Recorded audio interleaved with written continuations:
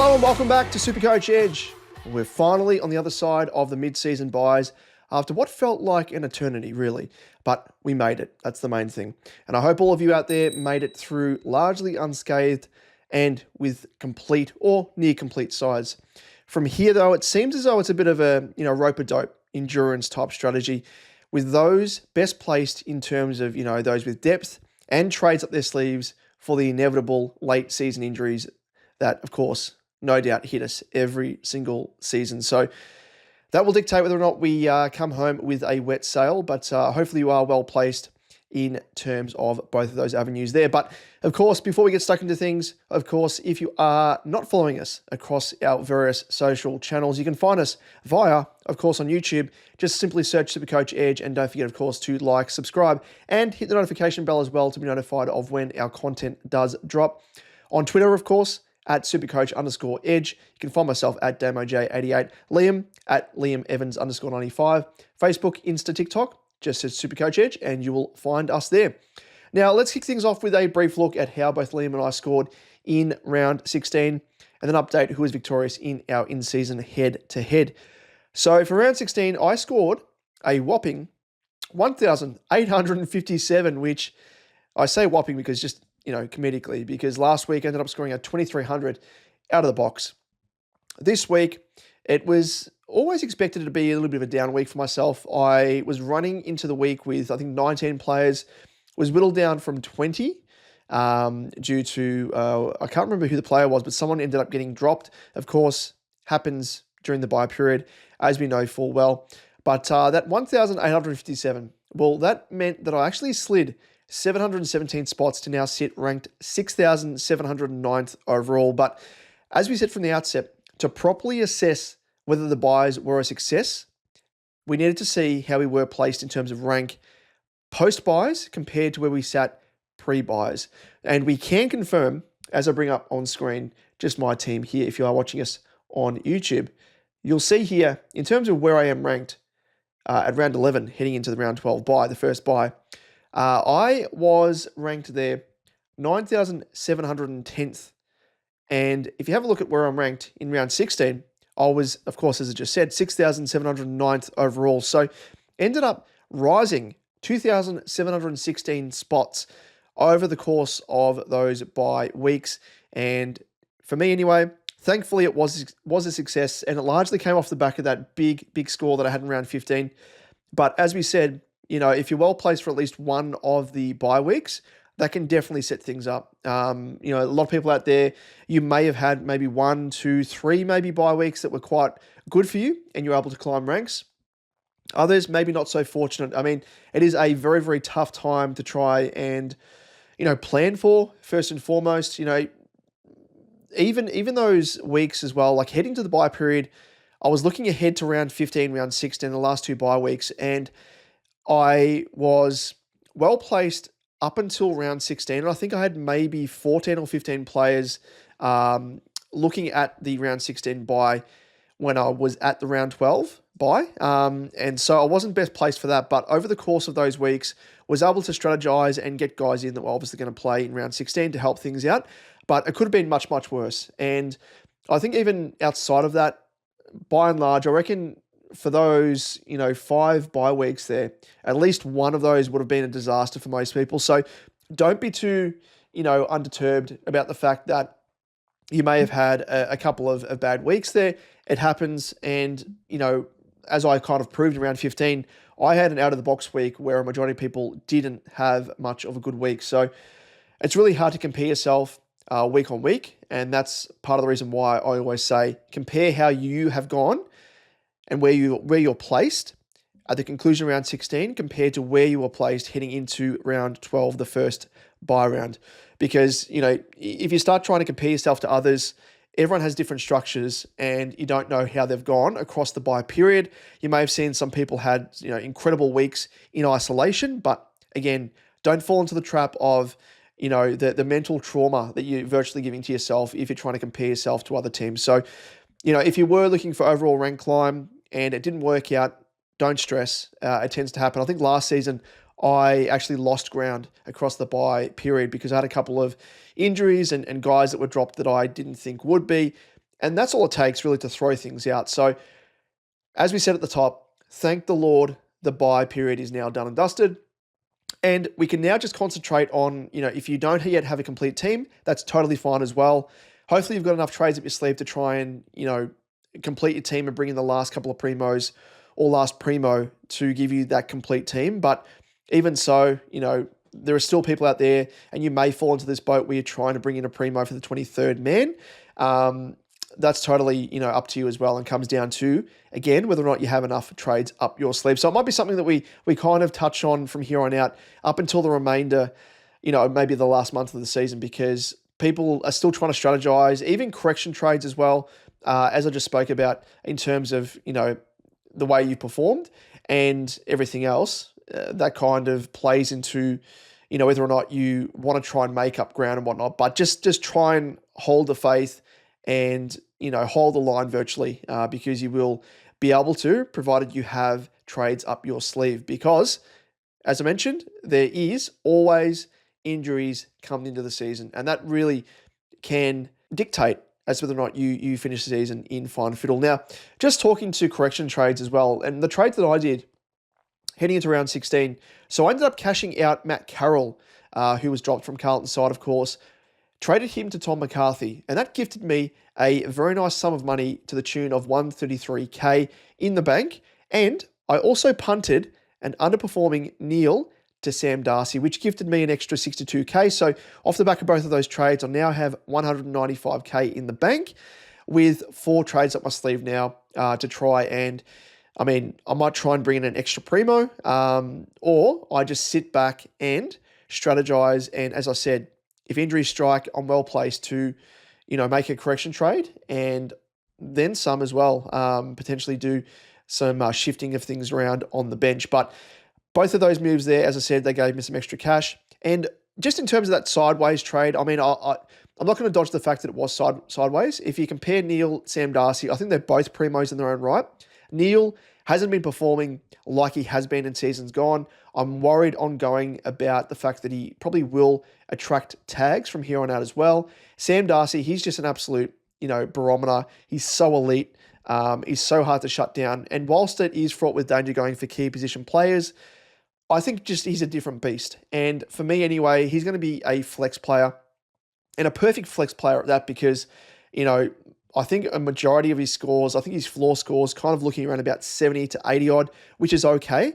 But, if he does get those scores and they're not, meeting the quota of being a part of the best 22, then that'll drop out. But we also have him for the fact that he does have a massive, massive ceiling, and probably a bigger ceiling than Neil, I reckon, as well. So I'm just kind of weighing things up, and I weighed up both of these players here, and I just think there's a few more pros for Sam Darcy compared to Neil, whereas Neil, I think, has a few more cons in comparison. So that was my thinking behind both of those moves. But if you'd like to hear my strategy overall across the buys that I adopted, but also from here on out, heading into round 17 and beyond, be sure to check out my Team Talk episode, which is live now on YouTube and also in audio podcast format as well. But with that, let us have a look at our head-to-head and quickly how Liam scored. So he ended up scoring a 1677, so a trying week for him as well. And ranking-wise, he is 34,658. So I think hands off the wheel here. I think he's kind of parked things, Liam, and he's got a few, more important things in life to be looking at the moment, much like myself. SuperCoach is a little bit secondary for the time being, but we continue on because this is a nice little sort of hobby and distraction for myself, especially with my little newborn Felix currently growing and getting stronger in hospital. But with that, let us have a look at how we scored in our head-to-head, Liam and I. So I ended up extending my lead 11 to Liam's 5 with a 180-point difference in scores between us in round 16 in what, as I said, was a trying week. And the differential in points now has tipped past 1K to sit at 1,043 points. So I don't think Liam will come back from that, but who knows?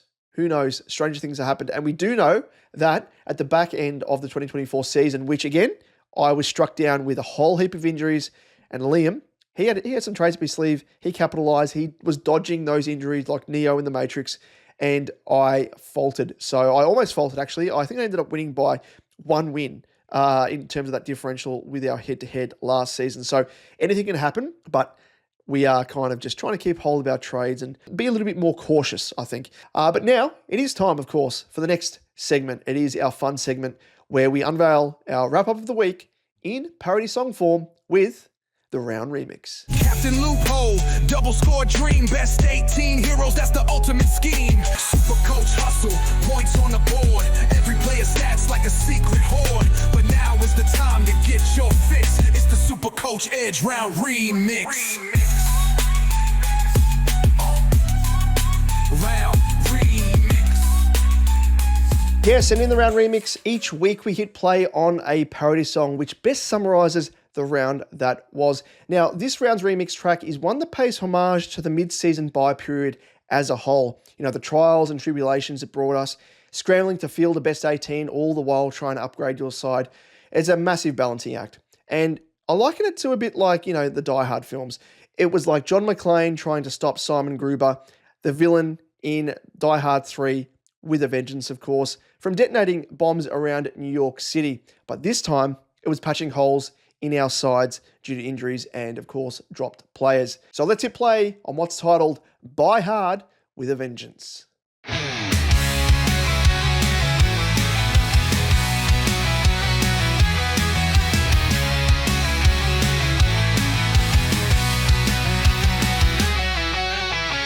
Round 12, it's like a stormy sky.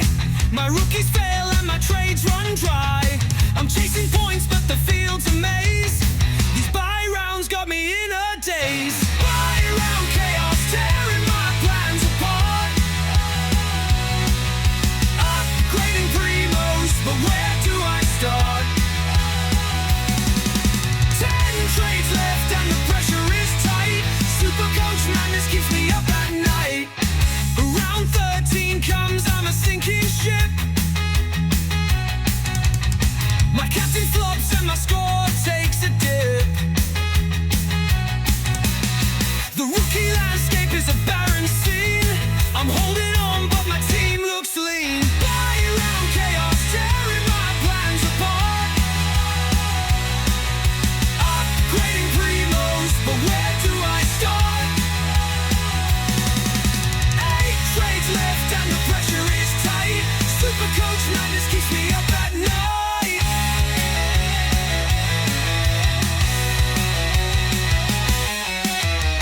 Round 14, I see a glimmer of hope.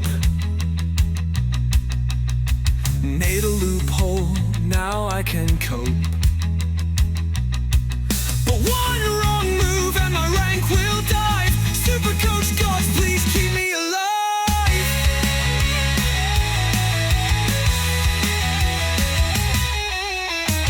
Round 15 hits and I'm holding my breath. One laid out feels like sudden death. But I've got a plan for the final stretch. Upgrading my squad to the ultimate best. Bye round chaos, tearing my plans apart.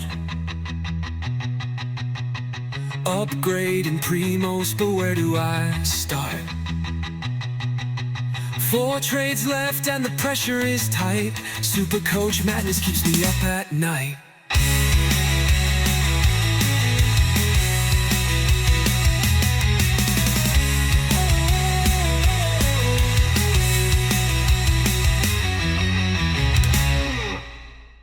And I like the fact in each line there, we were whittling down the trades from 10 trades to 8 trades to, 4 trades. And that's kind of where we're at the moment.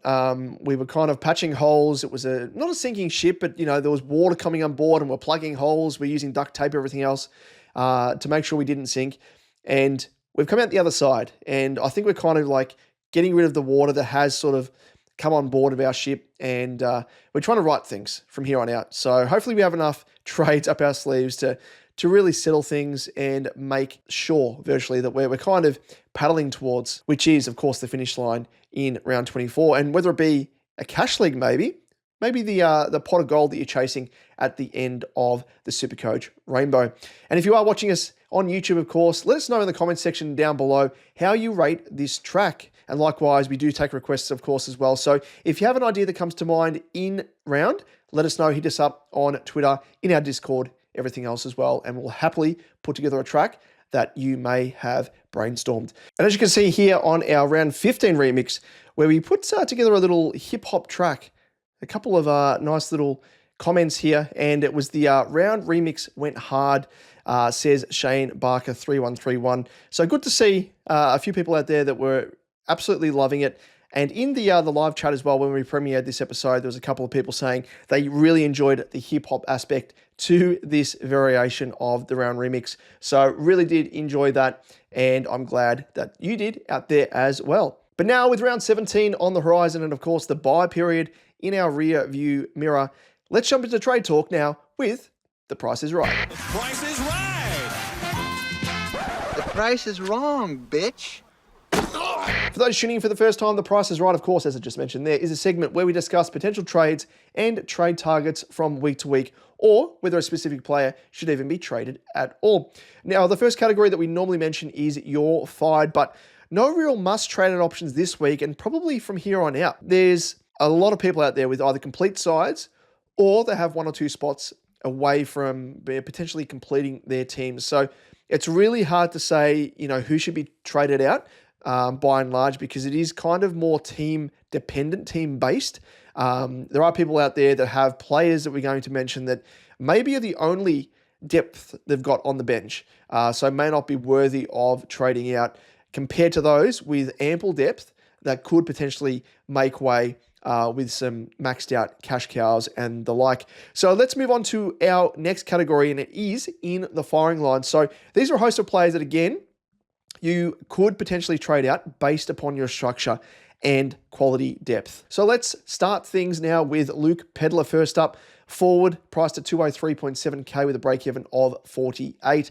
And after being subbed in his fourth game and then failing to take his spot in the Crows side on the weekend due to a corked quad, there is now some doubt as to whether he can make his way back into the senior team at all, even if he is fit. Outside of his job security looking shaky, Pedler's scoring has also taken a nosedive over his 4 games with scores of 79, 67, 37 and 25.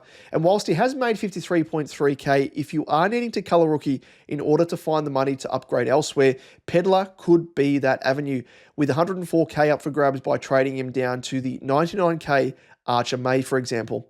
And whilst his break-even is achievable, if he fails to force his way back into the Crows side, it might really be an indication for his longer-term job security looking even shakier, and thus worthy of considering moving on. Next up, we have Matthew Carroll, defender, 232.1k with a break-even of -8. Now, Carroll made way for the return of Jordan Boyd for Carlton, but could be kept out of the senior side for even longer, with more depth players returning from injury in the form of Lockie Cowan, who was impressing in his return from injury in the VFL. And whilst he still might be worth keeping given his break-even is -8, and that indicates he still has some money to make, if he can't regain a spot in the senior team, it'll all be for nothing really holding on to him. And at a decent price point of 232.1k, and having already made 133k, he has more than done his job in terms of cash generation, and you'd be well within your rights to move him on in order to make some money, particularly if you are yet to own the 99k revelation Tom McCarthy from the Eagles, which could also give you 133k to play with in that direct trade there. So something to think about very, very, very hard. Next up, we have Elijah Hewitt from the Eagles, forward midfielder, priced at 351k with a break-even of 85. It looks as though Hewitt has hit his peak for cash generation, with his break-even rising to an 85 off the back of an ordinary score of 46.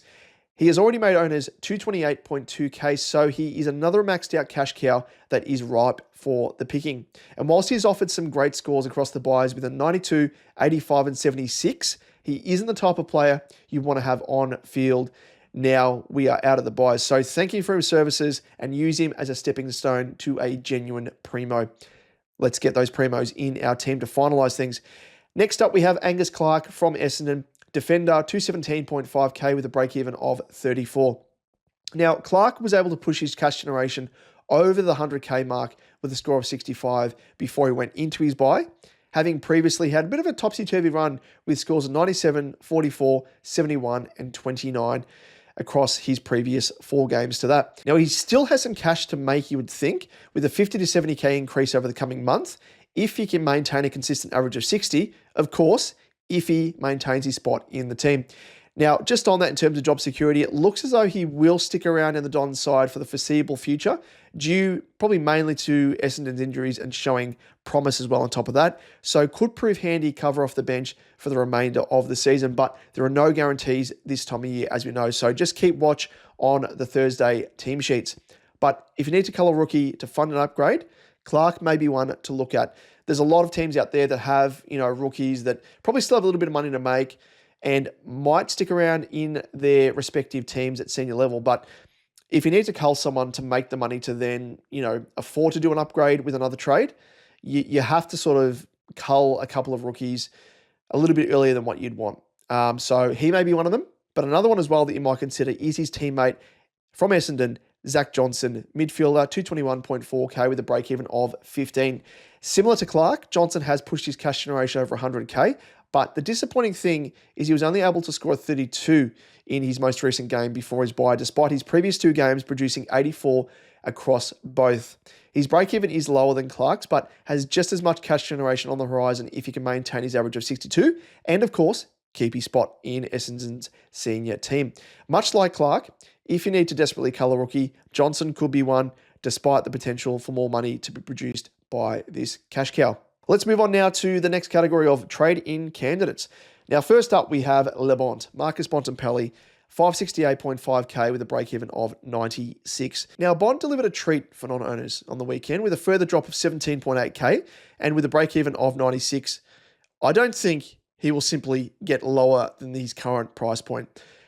Factor in that he is facing North Melbourne this round and he has a favourable scoring history against them. You really can't go wrong. We all know the calibre of Bont being the top scoring player for the past 2 seasons, so hop on and make sure you prioritise him as a trade-in if you don't yet have him. It's just crazy to think that we have him below 600k. I didn't think that'd be the case. I think I brought him in when he was 650k, and I'm kicking myself, but I kind of was trying to hedge my bets there, and a lot of people I thought would have jumped on him at the same time, which I think a lot of people did. But if you are a non-owner at this stage, you've dodged the mayhem, get on him. You've got to have him in your team, your finalised side, so make sure you keep an eye on him and prioritise getting him in. Next up, we have Tom McCarthy, another guy that you need to get in your team. Now, on the bubble, defender mid, 99.1k. We spoke about him over the past couple of weeks. He's had an incredible start to his career at West Coast and at AFL level. Scored a 101 on the weekend off the back of a handy 133 first up. And would you believe his break-even, I think, has to be up there in terms of being the biggest or lowest, in this case, break-even in negative terms. He's got a negative 175 break-even. And if he scores a 58, which he's been doubling that over his first couple of games, he will make 103.2k. Craziness. It really is. He's got a plum roll. He's playing off half-back. He's taking kick-ins. He's just doing everything. So if you don't have this guy, probably more so than Bont, get this guy in your team. He's going to make cash, and he's actually scoring well enough to be put on field. For me personally, I am counting my lucky stars because I have 22 primos, but the 23rd flex I've reserved for Tom McCarthy for the time being. And I'm quite happy to field Tom McCarthy as such because he is scoring very, very well. A lot of you out there as well that may have a Whitfield. He's already been ruled out for this coming round, unfortunately, due to concussion. He won't get up in time. But if you have a Tom McCarthy, especially in defence, whack him on field, put Whitfield with confidence on the bench there. Have a week off, Whitty, and let Tom do his thing because he is doing some incredible stuff. Of course, mature age player, mid-season rookie draftee. He is going to be a revelation for the Eagles and a great pickup. I think in arguably recent times, the best mid-season rookie pickup in recent times. Like in terms of instant impact, he's just been incredible. And the Eagles have had a couple of bites at the cherry with their having the number 1 pick for the mid-season rookie draft, and they've absolutely nailed this one. No qualms about it. Next up, though, we have Errol Goulden, midfielder, 581.9k, break-even of 103. And Goulden, He looks as though he hasn't missed a beat upon returning from a lengthy layoff due to injury, with a 146 following a 95, so really hitting his straps now. He now faces Freo on his home deck and scored a 95 and 156 in his past 2 encounters at the SCG against the It's Wolfie time Freo. So he's only currently in 0.6% of teams. So when we're talking about pods, he is the ultimate pod. So if you want an ultimate pod in your team, because especially this time of year as well, if you're trying to make rank, even if you're trying to get one over your competition in terms of head-to-head leagues, cash leagues, all that sort of stuff, he is the ultimate pod to have in your side if you're in the market for a big pod. So consider him a really nice price point as well, 581.9k on the cusp. He's virtually on the bubble before he skyrockets in price potentially. Break even at 103. Easily could smash that. So consider him. Next up, we have Connor Rosie, defender midfielder, 547.8k with a break even of 93. Now, Rosie absolutely had his way with my mob in Carlton, scoring a massive 150. He now faces the Lions, though, who he has scored 111 and 97 against in his 2 most recent games. And looking ahead to the game following that, he comes up against the Eagles, who he has scored a 114, 126 and 153 in recent games against. So a decent primo to invest in if you're in the market for a D6 or an M8 in either of those positions. So really consider him strongly. Next up, we have Nick Dacos, midfielder, 582.6k with a break-even of 56. So if you aren't one of the 57.8% of coaches who already own Dacos, then he is someone I think that you must add to your team at some stage or another. He's now coming off 2 big scores of 157 and 131 and an increase of 46k across both of those rounds. The only worry, though, is he could cop a bit of an extra, a bit of attention here. This round, he faces potentially Ching Cotter from Carlton, but, with that such low break even, he may not remain at this price for very long, if, again, for the rest of the season. So he's currently priced 48.8k below his starting price, and tags are a bit of a worry. Yes, I mentioned that, but he's kind of bucked the trend in recent times. He's really overcome them. Win Hager, he got off the chain against him. He's kind of proved his wares, I think, to run opponents off their feet. Ching Cotter was tagging Butters. Butters still scored a 123. So you would expect that Nick Dacos will do something very, very similar to that. So Dacos, break even of 56. If you don't have him, try and get him in this week. If not, he probably will go up around about 20 to 30k. If you're prepared to spend over 600k for him next week, wait for that, do it then. If there is someone else that you need to get into your team, such as like a Tom McCarthy, a Bont, then I'd definitely get them ahead of Nicky D. But if you have those guys in your team already, or if you can afford that extra trade, then definitely consider Nick Dacos. Speaking of Zach Butters, though, here's the next one up. Now, he is priced at 590.1k and has a break-even of 95 and ended up scoring a 123 on the weekend, as I mentioned, against a bit of attention from Ching Cotter. He is someone that I think you definitely need in your team as well, your finalised side. So if you have a little bit of room in your midfield, I would look to bring him into your team. Let's move on now to the last category of On the Bubble. And we are, of course, confining this to rookies. And we have Alex Taru, defender forward, 163k with a break-even of -25. And the Viking, he has impressed in his first 2 games with scores of 44 and 77. But as we know with key position defenders, they aren't the most reliable from a scoring perspective. The other downside, though, is he comes at an inflated price point, which doesn't make him much of an attractive option as a cash cow. So, he might make a bit of cash, but he's a key position defender, won't be consistent scoring. So, yeah, I'd probably look elsewhere. And, if you need a defender, you've got Tom McCarthy. So, look at him instead of Taru. But if you are hard-pressed, you need someone in your defense or up forward, that defensive forward swing can be beneficial. If you have that swing activated with another player that has a defensive forward swing, then you can consider him. Next up, we have Archer May to round things out. Forward for the Dons, 99.1k with a break-even of -62. And he scored 37 at 83 in his opening 2 games. But again, as a key forward, we can expect his scores to fluctuate. So keep that in mind if you're bringing him in as a cash cow, as the generation in cash may be a slow burn. Either way, he is bottom priced, much like Tom McCarthy. So it will give you the best return financially up front as a downgrade option. So look at him as an option if you are hard pressed and you need someone at a basement price point. It is time, though, to whack on our captain's hat. look down the barrel and say, I'm the captain now. Look at me. I'm the captain now.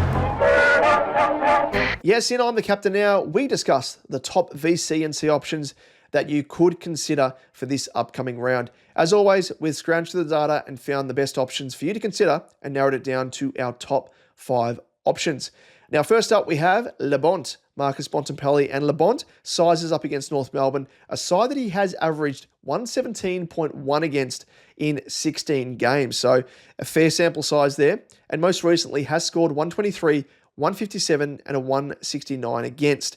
And across the season, North have conceded the most points to opposition midfielders. So not much else more needs to be said there. He is almost a bit of a lock and load. Plays first up as well for the round, Thursday night game. So whack your VC on him and cheer him on. We also have Tom Green. And the Green Machine gets that juicy matchup against the Eagles, having scored a 128, 137, and a 106 against him in his past 3.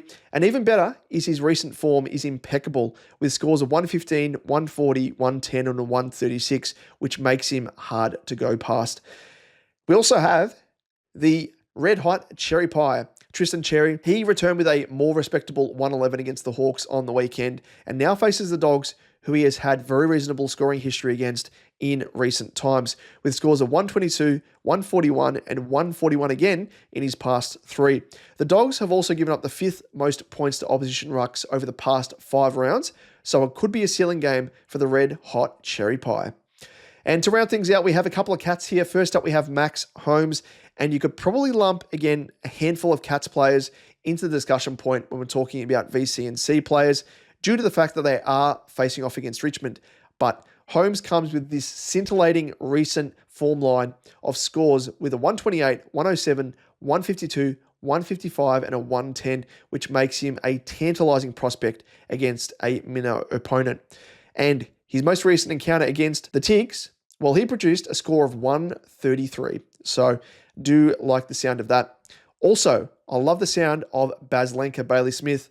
And as per Holmes, you can't go without mentioning the tantalising prospect of Baslenka against Richmond, who he has scored 120, 111, 154, 156, 118, 129, and 114 in his 7 of his past 8 games. So when we're talking about form line, Baslenka is right up there. So fair to say he's in unstoppable form across the 2025 season. So probably speaks for itself there as well with Baslenka. Don't mind him as well. Now, onto our captaincy head-to-head tips between Liam and myself. Last week, Liam bounced back in a big way, getting the victory over me with the first-up choice of Nicky Dacos. Geez, I would have loved him. He scored a 131, who eclipsed my choice of Dawson with his 112. Now, this cuts my lead to a single win with a ledger of 7-6, and the differential in points is now sitting at 64. Now, in terms of who we're looking at this round for round 17, I, of course, have the first choice this time around, and I just cannot go past Le Bont against the Roos with his stellar record against them, whilst Liam is locking in Baslenka, and he thinks he's going to go bananas against the Tigs, and I think so as well, but probably not as much as Le Bont. We'll wait and see. But with that, let's round things out with our last segment, and it is where you send in your questions, we happily answer them. It's called It's All Good, Man. Wait, Jimmy, what? It's all good, man. I figured this round is probably a good time to chat about a discussion point because a few people have sent in this same question, and it was sent in by Kate, one of our great supporters on our Discord, everything else. She does some incredible stuff and adds a lot to our SuperCoach Edge community, which, of course, if you aren't a part of our Discord, check it out. Do so. We'll look up the link on Twitter, and of course, you will see it in our description notes on YouTube. So Kate, at AussieKate0, thank you again for bringing up this topic. And it is Tom McCarthy, she asks, is he a suitable option as a keeper in the flex position? Thank you. No, thank you, Kate, again, and thank you for all of your support across the 2025 season to date. And a very good talking point here, because as I spoke about with my own team, I'm happy about the fact that I have that roster spot virtually open on field for me to have McCarthy on field. if you are at a point where you have a full suite of 23 primos and then you have Tom McCarthy on the bench, you're going to have to find a way to try and almost loop his score on field, or sacrifice someone on the bench to loop their score on field and then play Tom McCarthy in your team. But I think he's an incredible option for flex, probably just more so on field as well. He's shown that he's got a really high ceiling, a high floor as well. The fact that he's taking kick-ins and the Eagles have confidence in him doing so, only a game into his career at senior level, is such a big thing and a big show of confidence. So for me, shows an ability to really score well in Supercoach terms at senior level, has a great role. It's almost that pig role that Ryan Marich had as well, and really just laps it up, moves up the ground as well, plays that high defensive role, can push up towards the wing, run back, take intercept marks, kick-ins as I spoke about. So for me, personally, I think he's an incredible option. And if you are in that boat where, as well, if you're kind of dwindling on trades, if you've got less trades than what you were hoping for, and you're maybe thinking about that you won't complete your team with 23 primos, I think 22 primos is the ultimate goal. And then if you have not enough trades to bring in a primo for the 23rd man for the flex, I think Tom McCarthy is definitely someone you can really lean back on, and it will save you trades across the long term. Like for me, I've got 4 trades. I can probably sit back and just let Tom McCarthy be a part of my 23, which I'm going to, and wait for another option to then sort of present themselves and hold on to my 4 trades for as long as I can for when those injuries strike. Not if, but for when they strike, because they will. And you can quote me on this, happens every single season. So the fact that we have a dynamo here, low price point, in fact, the lowest price point you can get a player at in Tom McCarthy, 99K, we are just absolutely blessed. So get him in your teams, and if you don't have a full primo team, have him in your flex. Have him on field, plus the 22 primos that you may have, and just sit back knowing that you can have confidence in Tom McCarthy, I think, as a part of your on-field brigade coming out of the buys.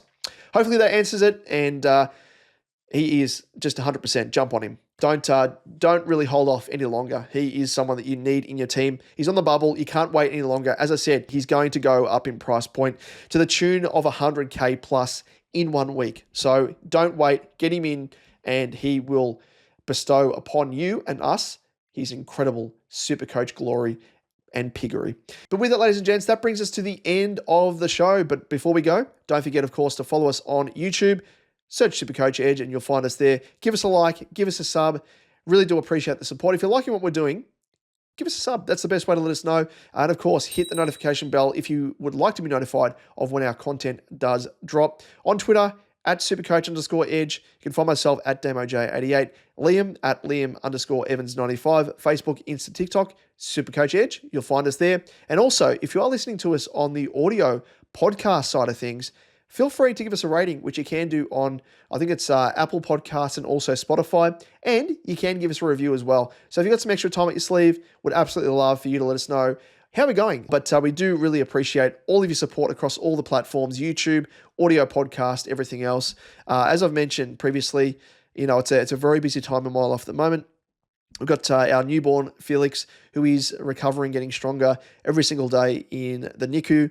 And really, a Supercoach for me at the moment is a really nice escape and a nice way for me to get in touch with all of you out there.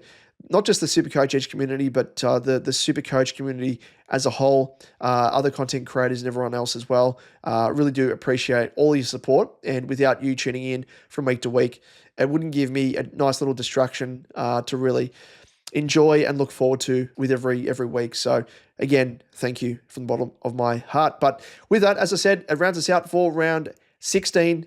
Best of luck for round 17. Geez, again, I can't believe it's already round 17. The season has gone in a blink of an eye. It's really crazy. So let's make it a good week. Coming out of the buys, enjoy the fact that we have a full suite of players. Give or take one or two. Whitfield, unfortunately, I'm an owner. He's going to make way. He's going to have a week on the bench for me due to concussion. But hey, as I said, Tom McCarthy, he can step in. Hopefully you have depth on the bench as well to help things out if need be. But it's just incredible. Coming out of the buys, don't worry about best 18.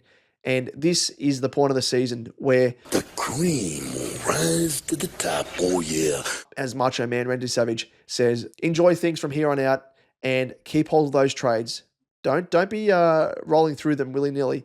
Don't be burning them. Keep the powder dry, and we will come out the other side with a bit of a wet sail coming out of the buys. But that's it. We'll see you next week to do it all again. Cheers.